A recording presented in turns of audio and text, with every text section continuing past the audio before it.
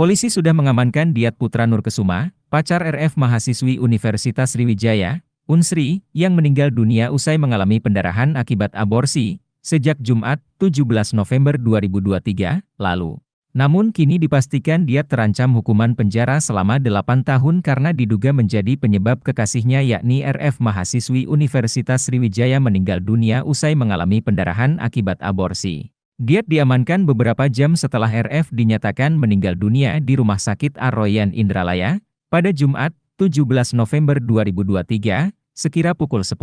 Dari tangan tersangka, polisi menyita barang bukti berupa obat penggugur kandungan yang dibeli secara online. Barang bukti lainnya yakni kemasan paket obat dan sebuah botol minuman bersoda yang turut dikonsumsi RF.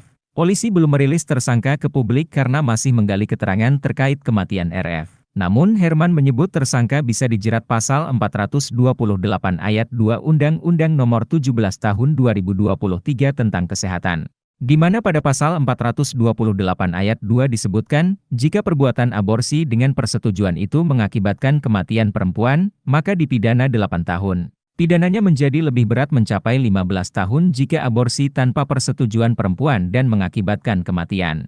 Menurut Herman, berdasarkan keterangan tersangka, aborsi tersebut disetujui RF sehingga keduanya memesan obat via online. Fakta baru terungkap di balik peristiwa mahasiswi Universitas Sriwijaya, Unsri, meninggal dunia diduga usai dipaksa pacarnya menggugurkan kandungan.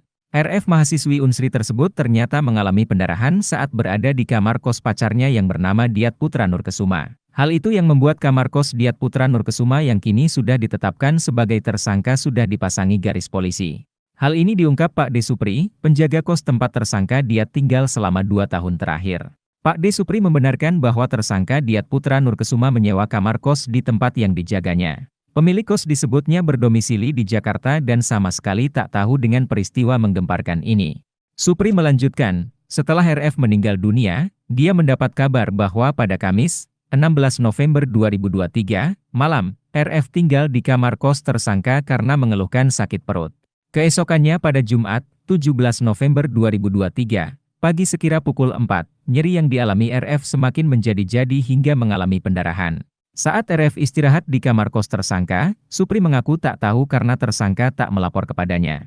Sementara kamar kos RF berjarak sekitar 30 meter dari kamar kos tersangka, hanya dipisahkan oleh jalan aspal. Pemilik kamar kos tempat RF tinggal berinisial D mengungkapkan mahasiswi Unsri tersebut tinggal di sana sejak Agustus lalu. D tidak berdomisili di Ogan Ilir, melainkan di salah satu daerah di Sumatera Selatan. Wanita tersebut bahkan balik bertanya pada wartawan perihal penyebab kematian RF. Dia pun meminta wartawan tak mempublikasikan identitas kos miliknya karena takut kehilangan peminat. Download Tribun X sekarang, menghadirkan lokal menjadi Indonesia.